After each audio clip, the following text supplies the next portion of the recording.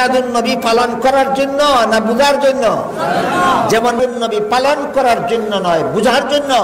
ঠিক না জানার কারণে, না বুঝার কারণে কিছু লোকে বলে আমরা মিলাদুন নবী পালন করি। মিলাদুন নবী অর্থ নবীর জন্ম। মিলাদুন নবী অর্থ নবীর জন্ম। কেমনে পালন করবা তুমি? নবী যেভাবে জন্ম হয়েছেন এইভাবে তুমি জন্ম হইতে পারবা না। নবীর মা আমেনা বলেন, আমার এই ছেলে ভূমিষ্ঠ হওয়ার সময় মেয়েরা সন্তান প্রসব করতে যে কষ্ট পায় এর কিছুই আমি টের পাইনি। বলেন নবীর জন্মের সময় নবীর মায়ের সামান্য কষ্ট হয়েছিল? সামান্য কষ্ট হয়েছে না। তাহলে তুমি মিলাদুন নবী পালন করবা কেমনে? তুমি জন্ম হইবার সময় তোমার মার কষ্ট হয়েছে না? তাহলে পালন করতে পারলা কোথায়? এই 40 বছরের জীবনের কোন ঘটনা উম্মতে পালন করতে পারবে না। পালন করার ক্ষমতাই নাই। পালন করি কথা বলে কেন? সিরাতুন নবী জানে না, সিরাতুন নবী বুঝে না, এই জন্য পালন করার কথা বলে। নবী করিম মুহাম্মদুর রাসূলুল্লাহ সাল্লাল্লাহু আলাইহি ওয়াসাল্লাম মায়ের গর্ভ থেকে নার কাটা অবস্থায় ভূমিষ্ঠ হয়েছিলেন। নার কাটা বুঝেন? সন্তান যতদিন মায়ের গর্ভে থাকে ততদিন পর্যন্ত সন্তানের নাভির সাথে একটা নলের দ্বারা মায়ের গর্ভতলির সাথে সংযোগ থাকে। এই নলের দ্বারা মায়ের গর্ভতলির থেকে সন্তানের দেহে রক্ত প্রবেশ করে, এর দ্বারা সন্তান গর্ভে বাঁচিয়া থাকে। এই যে নলটা সন্তানের গর্ভের সন্তানের নলটা মায়ের গর্ভতলির সাথে সংযুক্ত থাকে, যেই নল দিয়া মায়ের শরীরের রক্ত সন্তানের শরীরে প্রবেশ করে, এটার নাম নার। কি নাম? নার। ভূমিষ্ঠ হওয়ার পরে এই নলটা কেটে দিতে হয়, এটার নাম নার কাটা। বুঝেন কি নাম? নার কাটা। অন্যান্য মানুষ ভূমিষ্ঠ হইলে পরে, অন্যান্য সন্তান ভূমিষ্ঠ হইলে পরে সন্তানের নাভির নল কেটে দিতে হয়, এটার নাম নার কাটা। কিন্তু আমাদের নবী মায়ের গর্ভ থেকে নার কাটা অবস্থায় ভূমিষ্ঠ হয়েছেন। ভূমিষ্ঠ হওয়ার পরে নার কাটার কোনো দরকার পড়েনি। বলেন ভূমিষ্ঠ হওয়ার পরে নার কাটতে হয়েছিল না নার কাটা অবস্থায় ভূমিষ্ঠ হয়েছিলেন? তাহলে তুমি মিলাদুন নবী পালন করবা কেমনে? নবী যেভাবে জন্ম হয়েছেন এইভাবে তুমি জন্ম হইতে পারো না। মিলাদুন নবী পালন হইল না আলোচনা হইল? মিলাদুন নবী পালনীয় নয়, এটা পালন করার সাধ্য কোনো মানুষের নাই। নবী যেভাবে জন্ম হয়েছেন এইভাবে জন্ম হওয়ার ক্ষমতা কোনো মানুষের নাই। কাজে এটা পালনীয় নয়, এটা আলোচ্য, আলোচনা করা যায়। আমার কথা বুঝে থাকলে বলুন, নবীর জন্ম পালন করা যায় না আলোচনা করা যায়? আলোচনা করা যায়, পালন করা যায় না। নবীর জীবনের এই 40 বছরের জীবন ইতিহাসের যত ঘটনা নবীর জন্য নবুয়তের দলিল, একটাও তুমি পালন করতে পারবে না, শুধু আলোচনা করতে পারবে।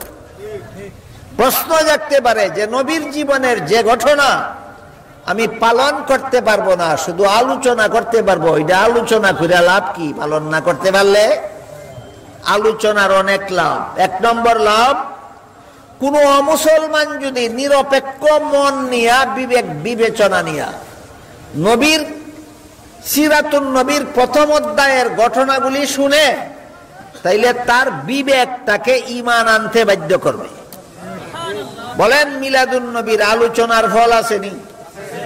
সিরাতুন নবীর প্রথম অধ্যায়ের আলোচনার ফলাফল আসেনি? কি ফলাফল? একটা ফলাফল হইল যে কোন অমুসলমানও যদি নিরপেক্ষ মন নিয়া, সুস্থ বিবেক বিবেচনা নিয়া নবীর এই 40 বছরের জীবন ইতিহাসের ঘটনাগুলি যদি শুনে, তাহলে তার বিবেক তারে বাধ্য করবে ঈমান আনতে। আলোচনার ফল। বলেন আমলের ফল না আলোচনার ফল? আলোচনার ফল। 2 নম্বর ফল হইল, কোন মুমিন মুসলমানে যদি নবীর এই 40 বছরের জীবন ইতিহাসের ঘটনাগুলি শুনে, কোন মুমিন মুসলমান যদি মনোযোগ দিয়া মিলাদুন নবীর আলোচনা শুনে, সিরাতুন নবীর প্রথম অধ্যায়ের 40 বছরের জীবন ইতিহাসের ঘটনাগুলি যদি শুনে তাহলে তার ঈমান তাজা হয়। কি হয়? শুনলে কি হয়? ঈমান তাজা হয়। তাহলে মিলাদুন নবী আমরা পালন করব না আলোচনা করব? আলোচনার উপকার আছে কি নাই? আলোচনার উপকার আছে। এই জন্য আমাদের বোঝা দরকার সিরাতুন নবীর কোন অংশ আমার পালন করার মতো নয়। বুঝে থাকতে বলুন এতক্ষণের কথা, সিরাতুন নবীর কোন অংশ আমার পালন করার মতো নয়? সিরাতুন নবীর প্রথম অধ্যায় 40 বছরের জীবন ইতিহাস, এটা আমার পালন করার মতো নয়। যে উম্মতের জন্য অনুসরণীয় নয়, অনুকরণীয় নয়, পালনীয় নয়, শুধু আলোচ্য। আলোচনা করলে বেঈমানের ঈমান আনতে বাধ্য করে তার বিবেক। আলোচনা করলে, আলোচনা শুনলে মুমিন মুসলমানের ঈমান তাজা হয়। সিরাতুন নবী কথার মর্ম হলো মহানবী মুহাম্মদুর রাসূলুল্লাহ সাল্লাল্লাহু আলাইহি ওয়াসাল্লামের জীবন ইতিহাস।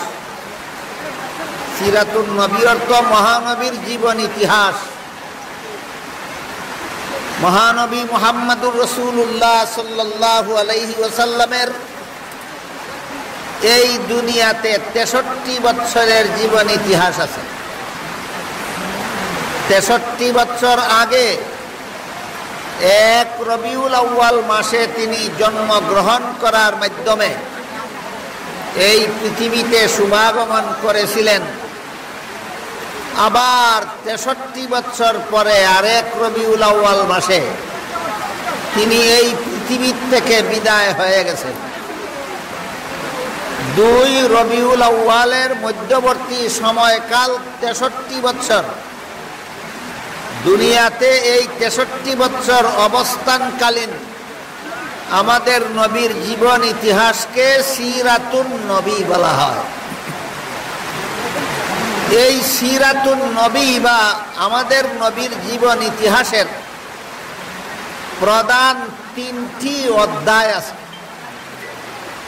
প্রথম অধ্যায় 40 বছরের, দ্বিতীয় অধ্যায় 13 বছরের, তৃতীয় অধ্যায় 10 বছরের। সিরাতুন নবীর প্রধান 3টি অধ্যায় আছে। প্রথম অধ্যায় 40 বছরের, দ্বিতীয় অধ্যায় 13 বছরের, তৃতীয় অধ্যায় 10 বছরের। 40 আর 13 53 আর 10, এই হইল 63 বছরের জীবন ইতিহাস, যাকে সিরাতুন নবী বলা হয়। 40 বছরের জীবন ইতিহাসের একটা বৈশিষ্ট্য আছে। 13 বছরের জীবন ইতিহাসেরও আলাদা একটা নাম আছে এবং তার একটা বৈশিষ্ট্য আছে। 10 বছরের জীবন ইতিহাসেরও আলাদা একটা শিরোনাম আছে এবং তার একটা বৈশিষ্ট্য আছে। 40 বছরের জীবন ইতিহাস, জীবন ইতিহাসের সিরাতুন নবীর প্রথম অধ্যায়, এর শিরোনাম হলো কাবলান নবুয়ত, নবুয়তের দায়িত্ব প্রদানের পূর্ববর্তী জীবন ইতিহাস। আল্লাহ পাক রব্বুল আলামিন আমাদের নবী দুনিয়াতে আসার সাথে সাথেই নবুয়তের দায়িত্ব অর্পণ করেননি। আমাদের নবী দুনিয়াতে আসার আরো 40 বছর পরে আল্লাহ তাকে নবুয়তের দায়িত্ব অর্পণ করেছেন। কাজেই দুনিয়াতে আসার পর থেকে নবুয়তের দায়িত্ব পাওয়ার পূর্ব পর্যন্ত এই 40 বছরের জীবন ইতিহাসকে কাবলান নবুয়ত বলা হয়। কাবলান নবুয়ত এর অর্থই হলো নবুয়তের দায়িত্ব প্রদানের পূর্ববর্তী জীবন ইতিহাস। এটা হলো আমাদের নবীর জীবন ইতিহাস, সিরাতুন নবীর প্রথম অধ্যায়। আর ওহী নাযিল শুরু হওয়ার পর থেকে নবী মক্কা শরীফে আরো 13 বছর অবস্থান করেছিলেন। ওহী নাযিল শুরু হওয়ার পর থেকে মক্কায় অবস্থানকালীন 13 বছরের জীবন ইতিহাসের শিরোনাম হলো মক্কি জিন্দেগি। মনে রাখুন, ওহী নাজিল শুরু হওয়ার পর থেকে নবী যে মক্কায় আরো 13 বছর ছিলেন, এটা হলো সিরাতুন নবীর দ্বিতীয় অধ্যায়। দ্বিতীয় অধ্যায়ের শিরোনাম মক্কি জিন্দেগি। বুঝে থাকলে বলুন তো, মক্কি জিন্দেগি কত বছরের? 13 বছরের। এই 13 বছরের মক্কি জিন্দেগিরও আরেকটা বৈশিষ্ট্য আছে। তারপর আগের 40 আর পরের 13, 53 বছর বয়সে নবী হিজরত করে মদিনা শরীফ চলে গেলেন। সেখানে যাওয়ার পরে আরো 10 বছর অতিবাহিত করেন পবিত্র মদিনা নগরীতে। মদিনায় অবস্থানকালীন 10 বছরের জীবন ইতিহাসকে রাসূলের মাদানী জিন্দেগি বলা হয়। 3 অধ্যায়ের 3টা নাম আগে মনে রাখুন। প্রথম অধ্যায়ের নাম কাবলান নবুয়ত, দ্বিতীয় অধ্যায়ের নাম মক্কি জিন্দেগি, তৃতীয় অধ্যায়ের নাম মাদানী জিন্দেগি। মনে রাখতে পারবেন? মনে রাখতে পারলে পরবর্তী কথাগুলি বোঝা সহজ হবে। বুঝে থাকলে বলুন তো, আমাদের নবীর জীবন ইতিহাসকে কি বলে? সিরাতুন নবী। সিরাতুন নবীর অংশ কটা? 3টা। প্রথম অংশের নাম হলো কাবলান নবুয়ত, পরিমাণ 40 বছর। দ্বিতীয় অংশের নাম হলো মক্কি জিন্দেগি, পরিমাণ 13 বছর। তৃতীয় অংশের নাম মাদানী জিন্দেগি, তৃতীয় অংশের পরিমাণ 10 বছর। 40 আর 13, 53 আর 10, এই হইল 63 বছরের জীবন ইতিহাস। সিরাতুন নবীর 3 অধ্যায়ের 3টা বৈশিষ্ট্য আছে। প্রথম অধ্যায়ের বৈশিষ্ট্য হলো, প্রথম অধ্যায় কতদিনের? 40 বছরের। সিরাতুন নবীর প্রথম অধ্যায় 40 বছরের। এই 40 বছরের বৈশিষ্ট্য হলো নবীর জন্য নবুয়তের দলিল। নামটা মনে রাখেন। সিরাতুন নবীর প্রথম অধ্যায় 40 বছরের বৈশিষ্ট্য হলো নবীর জন্য নবুয়তের দলিল। বুঝে না বুঝে কথাটা মনে রাখুন, একটু পরে ইনশাআল্লাহ বুঝবেন। প্রথম অধ্যায় 40 বছর, এর বৈশিষ্ট্য কি? নবীর জন্য নবুয়তের দলিল। নবীর জন্য নবুয়তের দলিল বলতে কি বোঝায়? এই 40 বছরের ভিতরে আল্লাহ পাক রব্বুল আলামিন নবীর দ্বারা এমন কতগুলি ঘটনা ঘটাইছেন, যেই ঘটনাগুলি প্রমাণ করে যে তিনি সাধারণ মানুষ না, একজন বিশিষ্ট নবী। 40 বছরের জীবন ইতিহাসের অসংখ্য অগণিত ঘটনা তিনি সাধারণ মানুষ বলে প্রমাণ করে না অসাধারণ নবী বলে প্রমাণ করে। তাহলে 40 বছরের জীবন ইতিহাসটা কার জন্য, কিসের দলিল হলো? নবীর জন্য নবুয়তের দলিল হলো। এই 40 বছরের ভিতরে অনেকগুলি ঘটনা আল্লাহ নবীর দ্বারা ঘটাইছেন, যেই ঘটনা প্রমাণ করে তিনি উম্মত না, তিনি নবী। যেমন 1-2টা উদাহরণ শুনেন। আমাদের নবী মুহাম্মদুর রাসূলুল্লাহ সাল্লাল্লাহু আলাইহি ওয়াসাল্লাম মায়ের গর্ভ থেকে ভূমিষ্ঠ হওয়ার সাথে সাথেই আল্লাহর শুকরিয়া আদায় করে দোয়া করেছেন।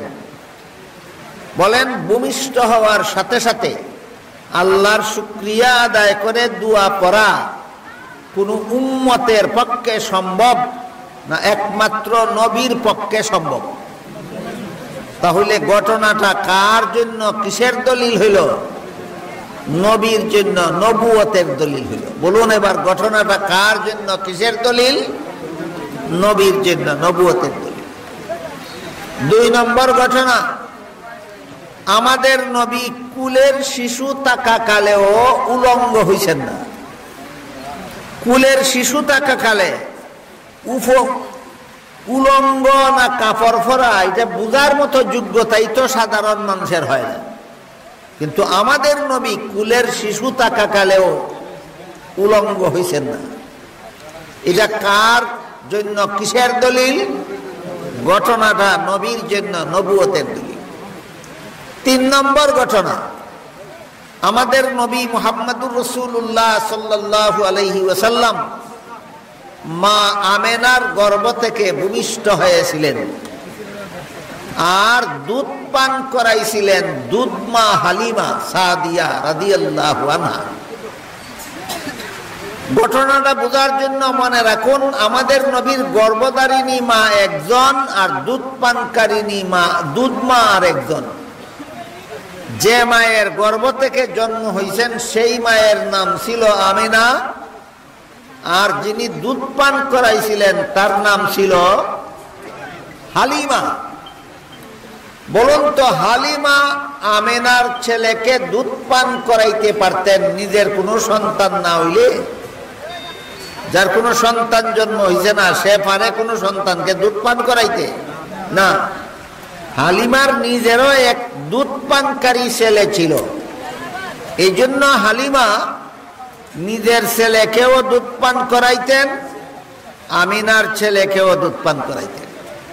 তাহলে হালিমার দুধ পানকারী শিশু কজন হইলেন এখন? 2 জন। এই জন্য আমাদের নবী শিশু মুহাম্মদ সাল্লাল্লাহু আলাইহি ওয়াসাল্লাম হালিমার 1 স্তনের দুধ নিজে পান করতেন, আর 1 স্তনের দুধ তার দুধ ভাইয়ের জন্য রেখে দিতেন। কুলের শিশু থাকাকালে এত বড় ইনসাফ দুনিয়ার কোনো মানুষের পক্ষে সম্ভব নয়, একমাত্র নবীর পক্ষে সম্ভব ছিল। বুঝে থাকলে বলুন তো, ঘটনাটা কার জন্য কিসের দলিল?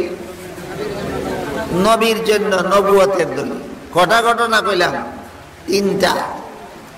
4 নম্বর ঘটনা, আমাদের নবীর 4 বছর বয়সে জিবরিল ফিরিস্তা আসলেন, নবীকে চিৎ করাইয়া মাটিতে শোয়াইলেন, বুক কাটলেন, ভিতরের অঙ্গ প্রত্যঙ্গ বাইর করিয়া ধুইলেন, ধুইয়া আবার ভিতরে ঢুকাইয়া কাটা জোড়া লাগাইয়া দিলেন। কাটতে নবীর কষ্ট হইল না, জোড়া লাগাইতে সিলাইয়েরও দরকার হইল না, ঔষধেরও দরকার হইল না, লম্বা সময়েরও দরকার হইল না, সাথে সাথে জোড়া লেগে গেল। বলেন, এমন ঘটনা নবী ছাড়া আর কারো জীবনে সম্ভব? তাইলে ঘটনাটা কার জন্য কিসের দলিল? হ্যাঁ, ঘটনা নবীর জন্য নবুয়তের দলিল। এটা কত নম্বর ঘটনা? 4 নম্বর ঘটনা। 5 নম্বর ঘটনা, আমাদের নবীর শরীরের গাম মুবারকে মেশকে আম্বরের মতো সুগন্ধ হইত। নবীর শরীরের গামের মধ্যে মেশকে আম্বরের মতো সুগন্ধ হইত। নবীর বিবি আয়েশা রাদিয়াল্লাহু আনহা বলেন, আমি নবীর শরীরের ঘাম ছোট্ট ছোট্ট শিশির মধ্যে ঢুকাইয়া রাখতাম। মানুষ কোনো বিবাহ অনুষ্ঠান বা যে কোনো উৎসবের সময়, ঈদের দিন আমার কাছে আতরের জন্য আসলে আমি আতরের পরিবর্তে মানুষকে নবীর শরীরের ঘাম দিতাম, এইটাই আতরের মতো ব্যবহার করা হতো। রাসূল করিম সাল্লাল্লাহু আলাইহি ওয়াসাল্লামের শরীরের ঘাম মুবারকে যেহেতু মেশকে আম্বরের মতো সুগন্ধ হইত, এই জন্য তিনি কোন রাস্তা দিয়া গেলেন কারো জানা না থাকলে যেই রাস্তার বাতাসের মধ্যে আতরের সুগন্ধ পাওয়া যাইত, মানুষ নিশ্চিতভাবে বুঝতে পারত তিনি এই রাস্তা দিয়ে গেছেন, যে নবীর শরীরের সুগন্ধ। এটা কত নম্বর ঘটনা? 5 নম্বর ঘটনা। 6 নম্বর ঘটনা, কিসের ঘটনা? নবীর জন্য নবুয়তের দলিল। 1 নম্বর যে ঘটনা বলেছি সেটাও নবীর জন্য নবুয়তের দলিল। 2 নম্বর যে ঘটনা বলেছি সেইটাও নবীর জন্য নবুয়তের দলিল। 3 নম্বর যে ঘটনা বলেছি সেইটাও নবীর জন্য নবুয়তের দলিল। 4 নম্বর যে ঘটনা বলেছি সেটাও নবীর জন্য নবুয়তের দলিল। 5 নম্বর যে ঘটনা বলেছি সেটাও নবীর জন্য নবুয়তের দলিল। 6 নম্বর ঘটনা, নবী যদি খোলা ময়দানে চলাফেরা করতেন, এতে যদি রোদের কারণে নবীর শরীর মুবারকে কষ্ট হইত, তাহলে আকাশের মেঘ নবীর মাথার উপর ছায়া দিয়া দিয়া নবীর সাথে সাথে যাইত। বলেন এই ঘটনা কোন উম্মতের পক্ষে সম্ভব না, একমাত্র নবীর পক্ষে সম্ভব। তাহলে ঘটনাটা কার জন্য, কিসের দলিল? নবীর জন্য, নবুয়তের দলিল।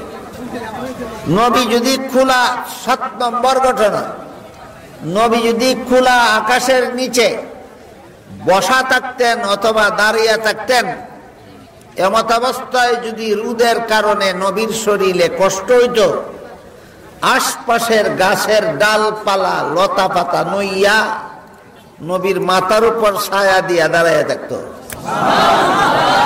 বলেন এটা কি কোনো উম্মতের পক্ষে সম্ভব না, একমাত্র নবীর পক্ষে সম্ভব? তাহলে ঘটনাটা কার জন্য, কিসের দলিল?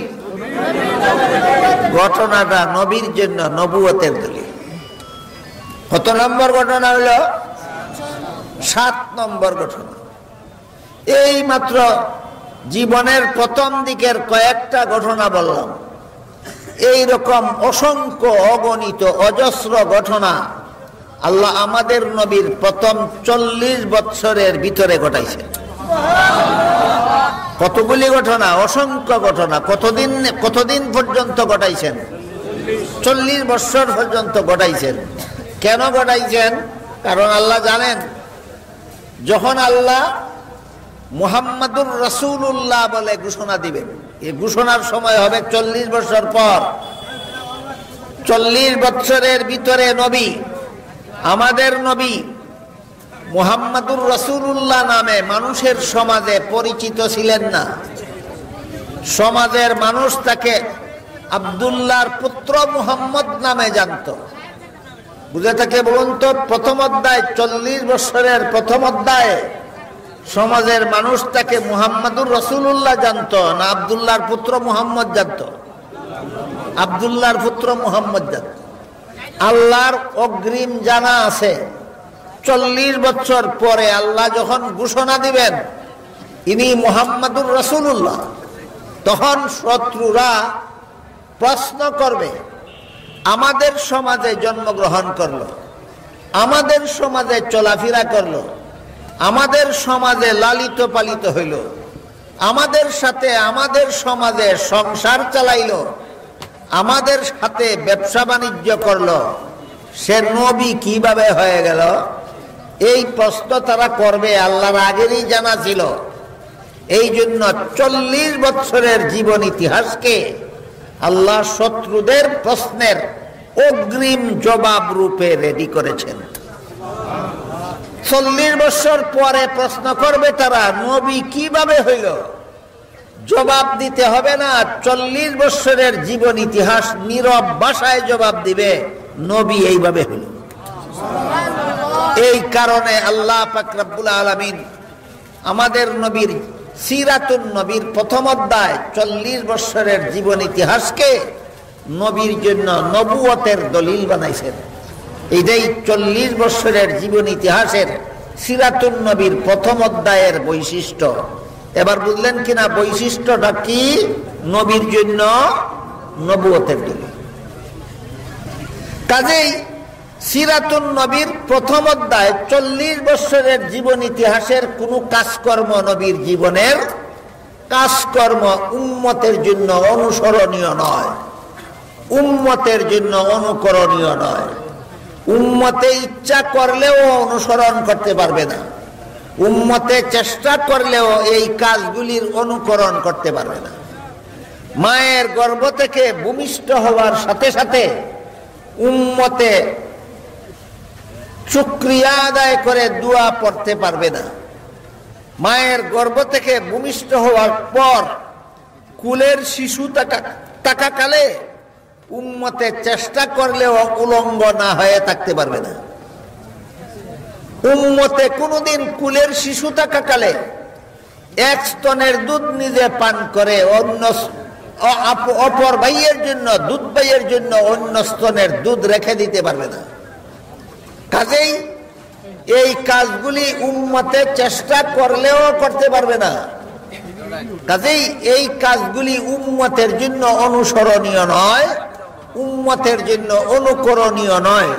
এগুলি হইল শুধুমাত্র নবীর জন্য নবুয়তের দলিল। বুঝে থাকলে বলুন তো এবার সিরাতুন নবীর 40 বছরের প্রথম অধ্যায় উম্মতের জন্য অনুসরণীয় অনুকরণীয় না নবীর জন্য নবুয়তের দলিল? নবীর জন্য নবুয়তের দলিল। আপনি চেষ্টা করলেও এই কাজগুলি অনুসরণ করতে পারবেন না, আপনি চেষ্টা করলেও নবীর এই কাজগুলি অনুকরণ করতে পারবেন না।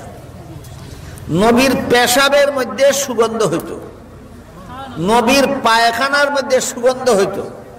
এই জন্য নবী পেশাব পায়খানা করে আসলে পরে সাথে সাথে একজন মানুষ ওইখানে গিয়া দেখত নবীর পেশাব পায়খানা নাই, জমিনে খাইয়া ফেলছে। বলেন তো এমন অবস্থা কি কোনো উম্মতের পক্ষে সম্ভব? তাহলে ঘটনা কার জন্য, কিসের দলিল? নবীর জন্য নবুয়তের দলিল। উম্মতের জন্য অনুসরণীয় নয়, উম্মতের জন্য অনুকরণীয় নয়। কাজেই সিরাতুন নবীর কোন অংশ উম্মতের জন্য অনুসরণীয়, উম্মতের জন্য অনুকরণীয়, আর কোন অংশ উম্মতের জন্য অনুসরণীয় নয়, অনুকরণীয় নয়, এটা না বুঝার কারণে বর্তমান সমাজের অনেক মুসলমান নবীর যে জীবনের যে অংশ আমাদের জন্য অনুসরণীয় অনুকরণীয় সেই অংশেরও অনুসরণ করতে চায় না, অনুকরণ করতে চায় না। আবার কেউ কেউ যে অংশ অনুসরণীয় নয়, অনুকরণীয় নয়, সেটারও অনুসরণ করতে চায়, অনুকরণ করতে চায়। এমন উল্টা পাল্টা আচরণ বর্তমান সমাজে নবীর উম্মতের মধ্যে কেন পাওয়া যায়? তার কারণ এরা জানে না যে নবীর জীবনের কোন অংশ আমার পালন করতে হবে আর কোন অংশ আমার পালন করার মতো নয়, যে নবীর জীবনের কোন অংশ আমার পালন করতে হবে আর কোন অংশ পালন করা যাবে না। কথাটা পরিষ্কারভাবে আমাদের বোঝা দরকার যে সিরাতুন নবীর কোন অংশ আমার পালন করার মতো আর কোন অংশ পালন করার মতো নয়। এতক্ষণে কি বুঝলাম? সিরাতুন নবীর 40 বছরের প্রথম অধ্যায় উম্মতের জন্য পালনীয় না নবীর জন্য নবুয়তের দলিল? উম্মতের জন্য পালনীয় নয়, সেটা ছিল নবীর জন্য নবুয়তের দলিল। এখানে একটা প্রশ্ন জাগতে পারে। প্রশ্ন হলো, আমাদের নবী জীবনের প্রথম বিয়ে করেছিলেন 25 বছর বয়সে। স্মরণ রাখুন নবীর উম্মত হিসাবে যে আপনার নবী জীবনে প্রথম বিয়ে কত বছর বয়সে করেছিলেন? 25 বছর বয়সে। এটা কি সিরাতুন নবীর প্রথম অধ্যায়ের ভিতরে না বাইরে? ভিতরে। প্রথম অধ্যায় তো 40 বছরের। কাজেই প্রথম অধ্যায়ের ভিতরের যত ঘটনা, এর মধ্যে একটা ঘটনা হইল নবীর জীবনের প্রথম বিয়া। 25 বছর বয়সে নবী প্রথম বিয়া করেছিলেন। কাজেই সিরাতুন নবীর প্রথম অধ্যায়ের কাজকর্ম যদি আমার জন্য অনুসরণীয় না হয়, উম্মতের জন্য যদি অনুকরণীয় না হয়, তাহলে বিয়া করা উম্মতের জন্য নবীর সুন্নত হইল কিভাবে? নবী কি 40 বছর পরে বিয়ে করেছিলেন না 40 বছরের ভিতরে? 40 বছরের ভিতরের কোনো কাজ তো উম্মতের জন্য সুন্নত হয় না। তাহলে এটা কেমনে সুন্নত হইল? প্রশ্ন বুঝলেন কিনা দেখুন। এই প্রশ্নের জবাব হইল, 40 বছরের ভিতরে নবী বিয়া করছিলেন, এই জন্য বিয়া করা উম্মতের জন্য নবীর সুন্নত হয়নি। বরং 40 বছর পরে নবী উম্মতকে বলে দিয়েছেন, ইয়া মাশারা শাবাব মান ইসতাতা মিনকুমুল বাআতা ফালইয়াতাযাওয়াজ। হে আমার উম্মতের যুবকরা, তোমাদের যাদের বিবিকে খুরপুর দেওয়ার তৌফিক আছে, আর যারা সংসার করার শারীরিক সামর্থ্য রাখো তোমরা বিয়ে করো। নবী 25 বছর বয়সে বিয়া করেছিলেন, এই জন্য বিয়া করা উম্মতের জন্য নবীর সুন্নত হইছে না। 40 বছর পরে নবী উম্মতকে বলেছেন তোমরা বিয়া করো, এই জন্য বিয়া করা উম্মতের জন্য নবীর সুন্নত হইছে। বুঝা থাকলে এবার বলুন, 25 বছর বয়সে নবী বিয়ে করেছিলেন, এই জন্য বিয়া করা উম্মতের জন্য নবীর সুন্নত না 40 বছর পরে নবী বিয়া করতে বলেছেন, এই জন্য বিয়া করা উম্মতের জন্য নবীর সুন্নত? হ্যাঁ, নবী বলেছেন 40 বছর পর যে তোমরা বিয়া করো, এই জন্য বিয়া করা উম্মতের জন্য নবীর সুন্নত। আমাদের বর্তমান সমাজে অনেকে আছেন যারা এই 40 বছরের ভিতরের কিছু কাজ অনুসরণ করতে চায়, অথচ এটা অনুসরণ করার মতো নয়, অনুসরণ করার ক্ষমতা নাই, অনুসরণ করার সাধ্য নাই। আর অনেক লোক এমন আছে যারা 40 বছরের পরের জিন্দেগিও অনুসরণ করতে চায় না। এজন্য আমাদের বোঝা দরকার সিরাতুন নবীর কোন অংশ আমি পালন করব আর কোন অংশ পালন করার মতো নয়। এতক্ষণে কি বুঝলেন? সিরাতুন নবীর কোন অংশটা উম্মতের জন্য পালন করার মতো নয়। 40 বছরের প্রথম অধ্যায়ের কাজকর্ম উম্মতের জন্য পালনীয় নয়, উম্মতের জন্য অনুসরণীয় নয়, অনুকরণীয় নয়। এরপর প্রথম অধ্যায় পার হওয়ার পর আল্লাহ পাক রব্বুল আলামিন আমাদের নবীকে নতুন পরিচয়ে দুনিয়াতে পরিচিত করলেন। এতদিন কি নামে পরিচিত ছিলেন? আব্দুল্লাহর পুত্র মুহাম্মদ। 40 বছর পর্যন্ত তিনি সমাজে কি নামে পরিচিত ছিলেন? আব্দুল্লাহর পুত্র মুহাম্মদ। 40 বছর পরে আল্লাহ ঘোষণা দিলেন মুহাম্মাদুর রাসূলুল্লাহ, রাসূল মুহাম্মদ। বলেন 40 বছর পর্যন্ত কি পরিচয় ছিল? 40 বছর পরে নতুন কি কোন পরিচয় আসলো? 40 বছর পর্যন্ত আমাদের নবীর পরিচয় ছিল আব্দুল্লাহর পুত্র মুহাম্মদ, আর 40 বছর পর আল্লাহ নবীর নতুন পরিচয় ঘোষণা দিলেন রাসূল মুহাম্মদ। কি পরিচয়? রাসূল মুহাম্মদ। এখন থেকে রাসূলের প্রতি নবুয়তের দায়িত্ব পালনের হুকুম আসলো। আর শুধুমাত্র জীবন যাপন করলে হবে না, আর শুধুমাত্র সমাজে বসবাস করলে হবে না, এখন সমাজের মানুষের কাছে লা ইলাহা ইল্লাল্লাহর দাওয়াত দাও। রাসূল করিম সাল্লাল্লাহু আলাইহি ওয়াসাল্লাম সমাজের মানুষের কাছে দাওয়াত নিয়ে বের হলেন, বলতে লাগলেন ইয়া আইয়ুহান নাস কুলু লা ইলাহা ইল্লাল্লাহু তুফলিহু। হে সমাজের মানুষেরা, লা ইলাহা ইল্লাল্লাহ স্বীকার করো, তোমাদের জীবন সফল হয়ে যাবে। এই কথার একটা তাৎপর্য আছে। লা ইলাহা ইল্লাল্লাহ স্বীকার করলে জীবন সফল কেমনে হয়, আর লা ইলাহা ইল্লাল্লাহ না মানলে জীবন বিফল কেমনে হয়, এই কথাটার একটা তাৎপর্য আছে। রাসূল যে দাওয়াতে বাইরিয়া কইলেন লা ইলাহা ইল্লাল্লাহ স্বীকার করো, জীবন সফল হয়ে যাবে, লা ইলাহা ইল্লাল্লাহ স্বীকার করলে জীবন সফল কিভাবে হয়, এর তাৎপর্য কি, এইটাও আপনাদের সামনে উল্লেখ করতে চাই। এক হাদিসে উল্লেখ আছে হযরত মুসা আলাইহিস সালাম আল্লাহর কাছে আবেদন করলেন, হে আল্লাহ, আমি নবী হিসাবে আমাকে স্পেশাল একটা জিকির শিক্ষা দিন। বলুন, সাধারণ জিকির চাইছেন না স্পেশাল জিকির? স্পেশাল। আল্লাহ মুসা আলাইহিস সালামকে বললেন লা ইলাহা ইল্লাল্লাহ জিকির করুন। কি জিকির? লা ইলাহা ইল্লাল্লাহ জিকির করুন। মুসা আলাইহিস সালাম আল্লাহকে বললেন, আল্লাহ, লা ইলাহা ইল্লাল্লাহর জিকির তো সমস্ত উম্মতেরাই করে, আমি নবী হিসাবে এটা আমার স্পেশাল জিকির হইল কিভাবে? প্রশ্ন বুঝলেন কিনা? বুঝলেন কিনা?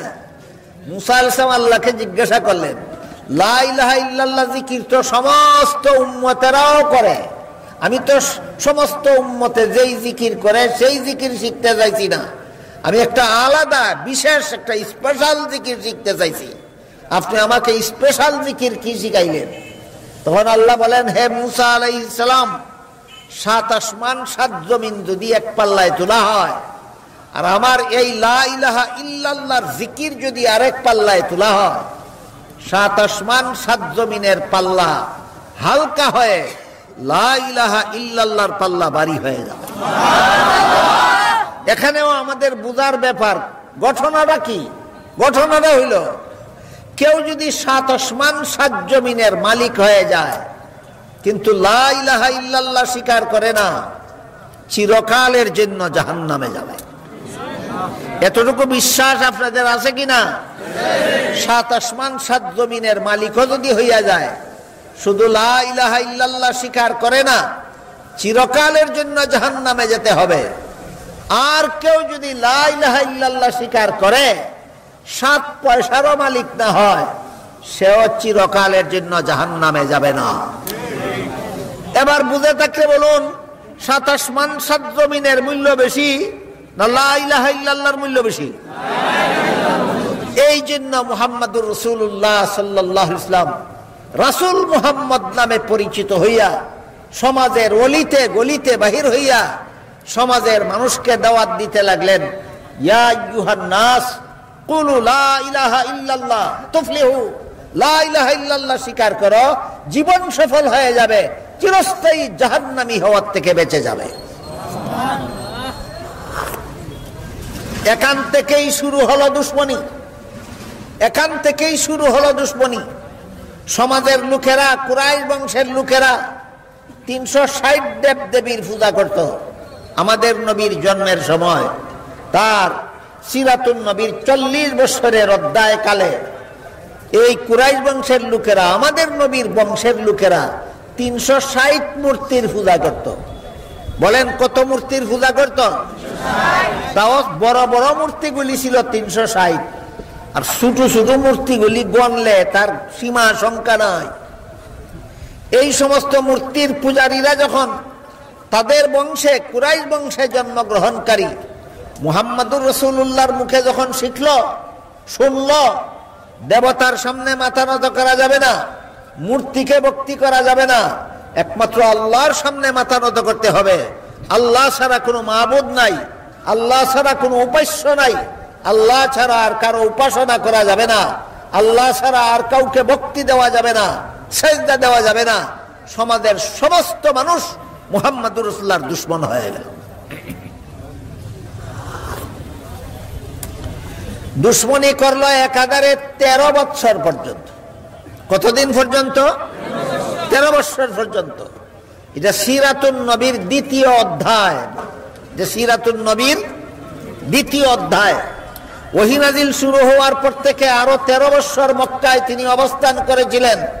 এই 13 বছর মক্কায় অবস্থানকালীন জীবন ইতিহাসের নাম মক্কি জিন্দেগি। 13 বছরের মক্কায় অবস্থানকালীন সিরাতুন নবীর অংশের নাম মক্কি জিন্দেগি। বলেছিলাম মক্কি জিন্দেগির আলাদা একটা বৈশিষ্ট্য আছে। কি? আল্লাহ হুকুম দিলেন, মূর্তি পূজারীরা শুধু তোমাদেরকে মারবে আর তোমরা শুধু মার খাবে। তারা হামলা করবে, তোমরা শুধু সহ্য করবে। তারা গালি দিবে, তোমরা শুধু শুনবে, জবাব দিবে না, প্রতিবাদ করবে না, প্রতিশোধ নেবে না, নীরবে সহ্য করে যেতে হবে। এইভাবে আল্লাহর হুকুমে নবী এবং নবীর কিছু অল্প সংখ্যক অনুসারী মুসলমানেরা দীর্ঘ 13টি বছর পর্যন্ত এই মূর্তি পূজারীদের অবর্ণনীয় জুলুম অত্যাচার সহ্য করেছেন। যে মক্কি জিন্দেগির বৈশিষ্ট্য। কোন জিন্দেগির বৈশিষ্ট্য? মক্কি জিন্দেগির বৈশিষ্ট্য। এই জুলুম নির্যাতনের কতদিন পর্যন্ত সহ্য করছেন? 13 বছর। এই জুলুম নির্যাতনের ইতিহাস লোমহর্ষক ইতিহাস, অত্যন্ত করুণ ইতিহাস। এর 1-2টা উদাহরণ আপনাদেরকে শোনাই। মুহাম্মদুর রাসূলুল্লাহর দাওয়াতে লা ইলাহা ইল্লাল্লাহ স্বীকার করে নেওয়ার কারণে মূর্তি পূজারীরা হযরত বিলাল রাদিয়াল্লাহু তাআলা আনহুর শরীরের কাপড় খুলে দুপুরে মরুভূমির উত্তপ্ত গরম বালুর উপর চিৎ করাইয়া শোয়াইয়া সারা দিন ভর তার বুকের উপর বিশাল পাথর চাপা দিয়ে রাখতো, যেন লড়াচড়া করতে না পারে। অত্যাচার শুরু হইল। আরেকজন সাহাবীর নাম ছিল হযরত খাব্বাব রাদিয়াল্লাহু আনহু।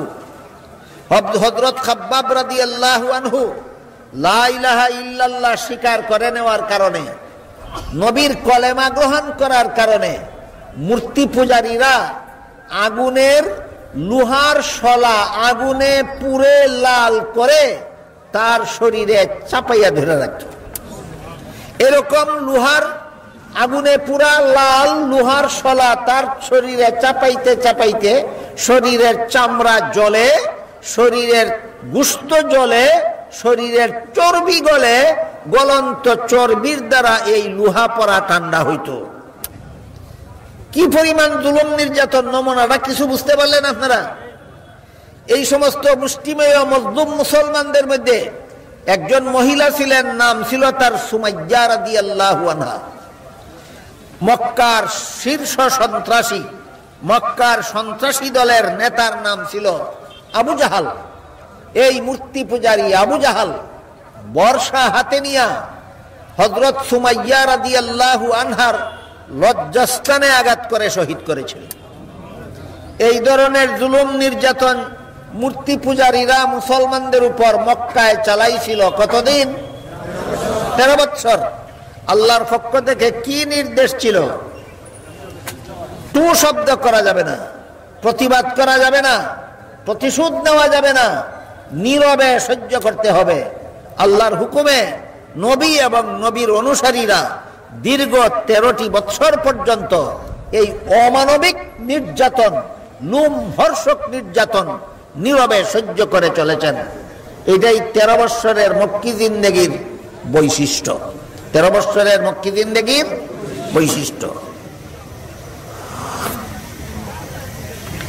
এরপরে আগের 40 আর পরের 13, মোট 53 বছর বয়সে আল্লাহ নবীকে হুকুম দিলেন, আর নীরবে জুলুম সহ্য করা নয়। বাড়ি ঘর, বিষয় সম্পত্তি, দেশ ক্যাশ, আত্মীয় স্বজন সবাইকে ফেলে মক্কা শরীফ থেকে হিজরত করে মদিনা শরীফ চলে যান।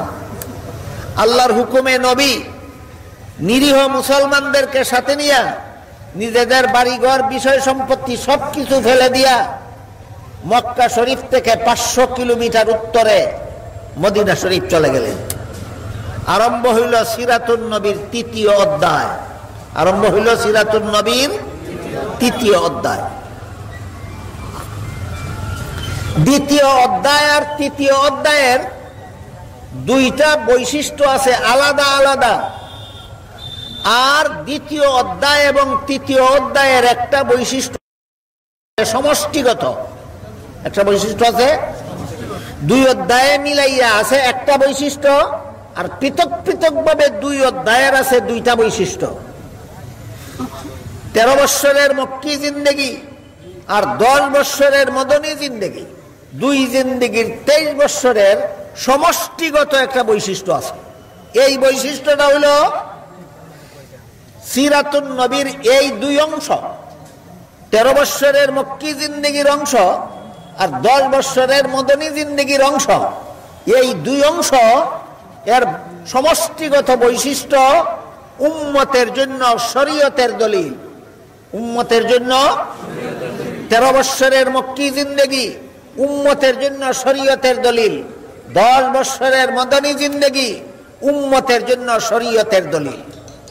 বুঝে থাকলে বলুন তো, 13 বছরের মক্কি জিন্দেগি আর 10 বছরের মদনী জিন্দেগির সমষ্টিগত বৈশিষ্ট্যটা কি?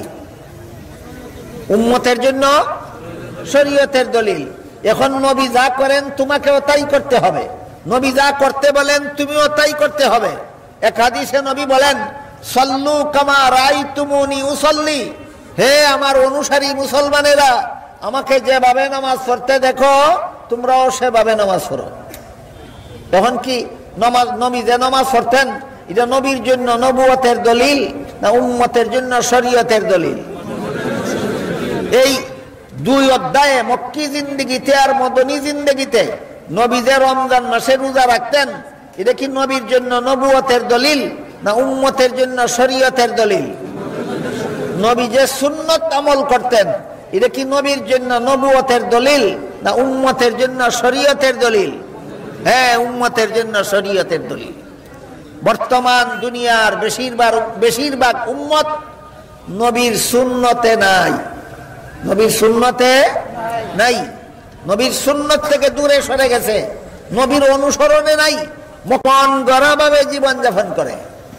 এই ব্যাপারে রাসূলের একটা হাদিস আছে, রাসূল বলেন কুল্লু উম্মতি ইয়াদখুলুনাল জান্নাতা ইল্লা মান আবা, কিলা ওয়া মান আবা, ক্বালা মান আতাআনি দাখালাল জান্নাতা ওয়া মান আসানি ফাকাদ আবা, আও কামা ক্বালা আলাইহিস সালাতু ওয়াস সালাম।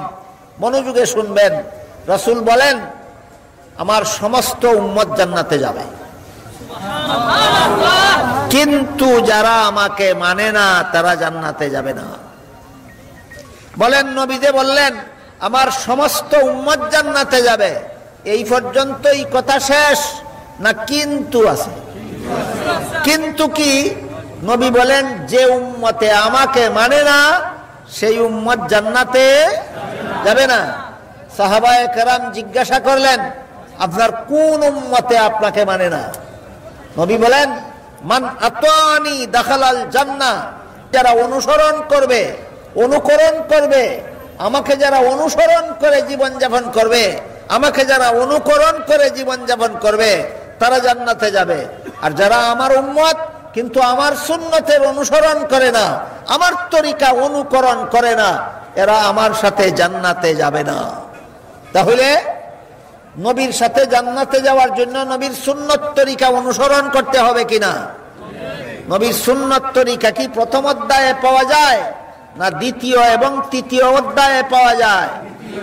হ্যাঁ, নবীর সুন্নত নবীর জীবনের প্রথম অধ্যায়ে পাওয়া যায় না, নবীর দ্বিতীয় অধ্যায়ে, সিরাতুন নবীর দ্বিতীয় অধ্যায়ে এবং তৃতীয় অধ্যায়ে পাওয়া যায়। সিরাতুন নবীর প্রথম অধ্যায়ে আছে উম্মতের জন্য সুন্নত, না দ্বিতীয় এবং তৃতীয় অধ্যায়ে আছে? দ্বিতীয় এবং তৃতীয় অধ্যায়ে আছে। সিরাতুন নবীর দ্বিতীয় অধ্যায় 13 বছরের মক্কি জিন্দেগি, সিরাতুন নবীর তৃতীয় অধ্যায় 10 বছরের মাদানী জিন্দেগি। এই দুই অধ্যায়ের সমষ্টিগত বৈশিষ্ট্য উম্মতের জন্য শরীয়তের দলিল। ভুলে গেলেন কিনা? দুই অধ্যায়ের সমষ্টিগত বৈশিষ্ট্য উম্মতের জন্য শরীয়তের দলিল। প্রথম অধ্যায়ের বৈশিষ্ট্য নবীর জন্য নবুয়তের দলিল, দ্বিতীয় এবং তৃতীয় অধ্যায়ের সমষ্টিগত বৈশিষ্ট্য উম্মতের জন্য শরীয়তের দলিল। দ্বিতীয় অধ্যায়ের আলাদা বৈশিষ্ট্য, দ্বিতীয় অধ্যায়ের আলাদা বৈশিষ্ট্য, জালেমরা যদি জুলুম করে আর প্রতিবাদ, প্রতিরোধ, প্রতিশোধ নেওয়ার ক্ষমতা যদি না থাকে, নীরবে সহ্য করো, এটা দ্বিতীয় অধ্যায়ের বৈশিষ্ট্য, দ্বিতীয় অধ্যায়ের আলাদা বৈশিষ্ট্য।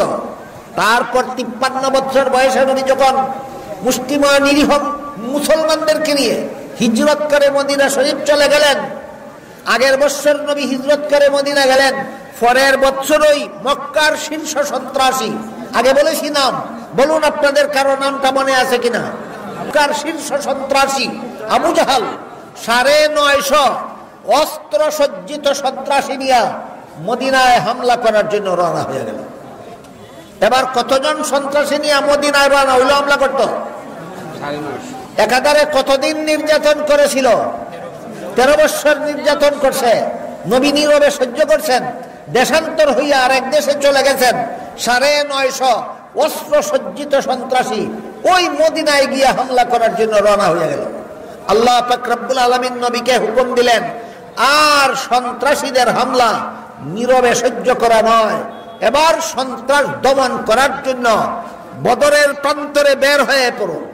আল্লাহর হুকুমে নবী মাত্র 313 জন প্রায় নিরস্ত্র 313 জন মুসলমানকে নিয়ে বদরের প্রান্তে 950 অস্ত্র সজ্জিত সন্ত্রাসীদের মোকাবেলার জন্য বের হয়ে গেল।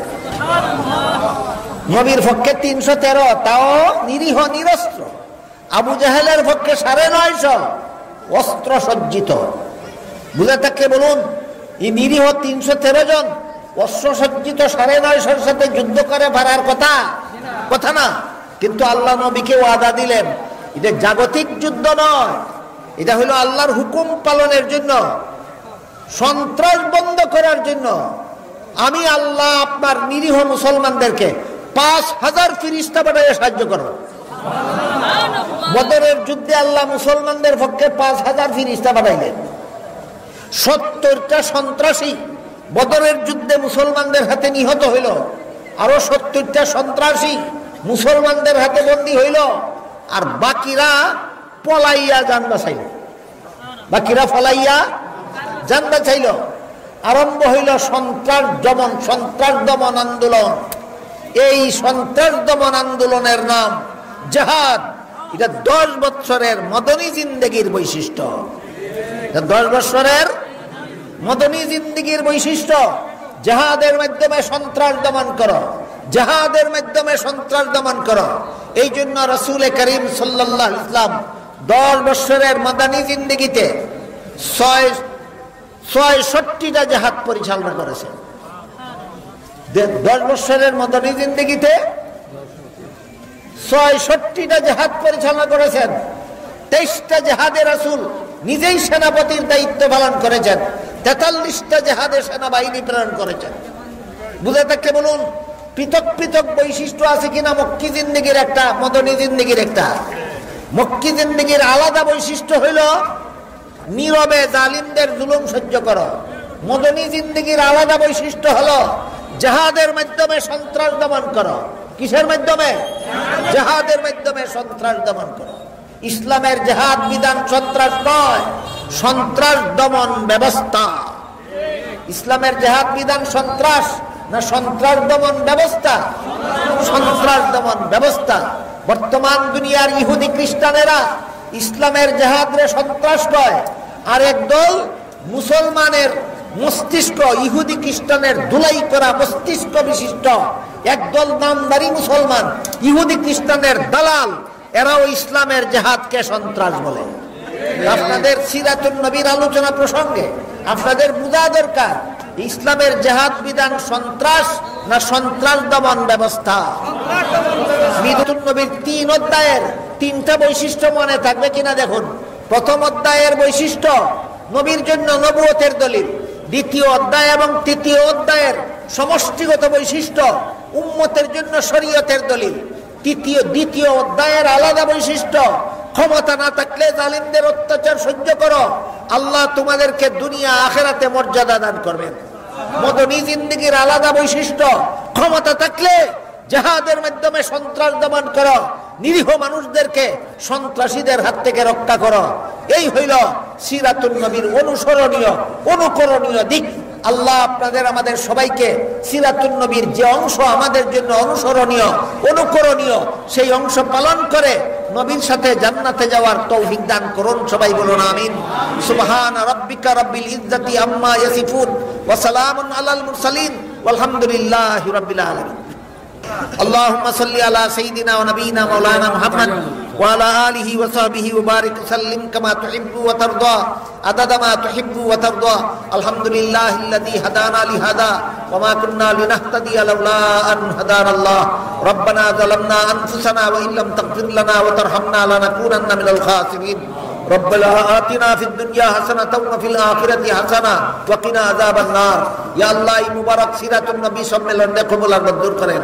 ইয়া আল্লাহ, এর উসিলায় আপনার জিন্দেগানে হেদায়েত করেন। ইয়া আল্লাহ, সমস্ত মুমিন মুসলমান মুন্দেগানে নাজাত দান করেন। ইয়া আল্লাহ, আমার কাছে যারা যত রকমের দুয়ার দরখাস্ত করছেন প্রত্যেকের নেক দুয়ারে কবুল আর মঞ্জুর করেন।